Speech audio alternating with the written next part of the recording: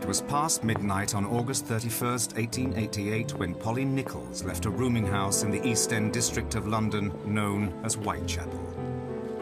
For her, walking these streets at this hour was part of doing business, as it was for many women in this bleak, impoverished part of the city.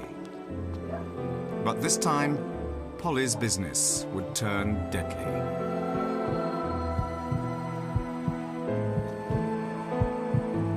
Somewhere in the darkness, she met a knife-wielding stranger with a ruthless motive. This stranger would kill repeatedly during the next 10 weeks, always suddenly, always silently. And with each victim grew a murderous legacy that spread suspicion, fear, and panic. And even now, arouses fascination.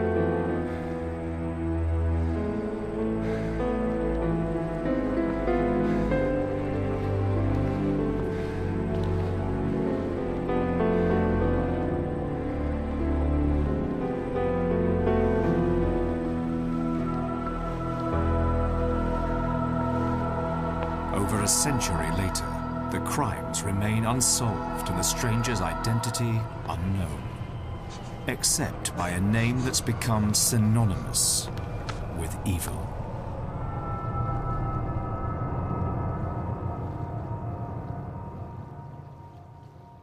The discovery of Polly Nichols' body at 3:40 a.m. in Bucks Row was in itself no cause for panic in the East End of London. Crime was an everyday fact of life here, and women were not uncommon victims. Working-class women were no strangers to violence. The East End was a rough place. Working-class marriages were often abusive. Yet this killing did not have the look of a domestic dispute gone wrong. What set it apart was its savagery.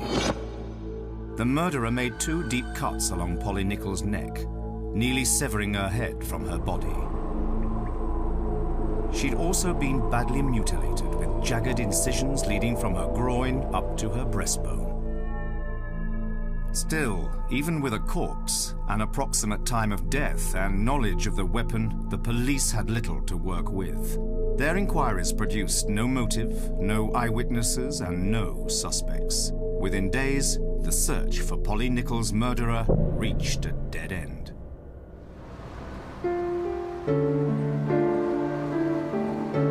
But today, many are still hot on the killer's trail. From around the world they come, drawn to hear the grisly tale of murder and mayhem. And as far as this story is concerned, its own police force. It's called the Ripper Walk, one of many attractions that, along with books, articles, films, and internet websites, support a multi-million-dollar industry born of a killer's brutality. Violence was very much a part of these women's lives.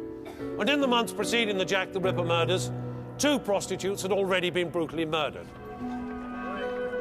In 1888, the idea of touring Whitechapel on foot would have struck most Victorians as sheer folly. A dismal, densely populated slum, it was home to the outcasts of society who eked out a meager living not far from the hallowed halls of government. The East End was London's poor quarter, and it was also the area identified with poverty and social problems. Life was hard. Life had, if it had pleasures, they were very immediate, they were momentary. The presence of such squalor in the celebrated capital of the British Empire deeply troubled Victorian author Thomas Henry Huxley. I assure you I found nothing worse, nothing more degrading, nothing so hopeless, nothing nearly so intolerably dull and miserable as life in the East End of London. You've got to sort of look at the East End as sort of a maze of houses, tiny streets, people living 7, 8, 9 in a room, overcrowded tenements, living above cesspits. The children, 55% of them are dead before the age of 5. The women, they can't get work, so they prostitute themselves. East End prostitutes earned very little. It was a very shabby kind of prostitution, perhaps in a lodging house, often sexual encounters in the streets.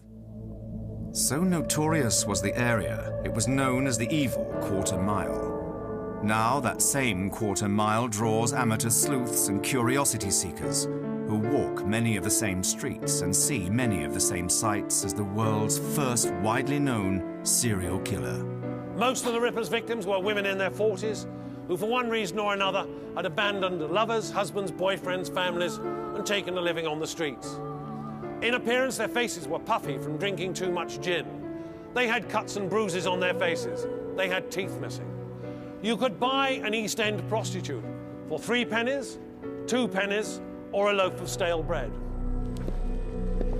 9 days after Polly Nichols' murder on September the 8th, another brutal slaying occurred in Whitechapel. This time, the victim was a woman named Annie Chapman, an occasional prostitute who worked a local market area. Behind me is the old Spitalfields fruit and vegetable market, built in 1887, 1 year before the murders. And until it closed down some years ago, it was still one of London's main fruit and vegetable markets. So she went to the market on the 8th of September looking for a customer and was seen talking to a man who's described as a sort of foreign appearance, about in his 30s, wearing a deerstalker hat. They're seen talking outside number 29 Hanbury Street. The man is heard to ask, "Will you?" And Annie Chapman reply, "Yes."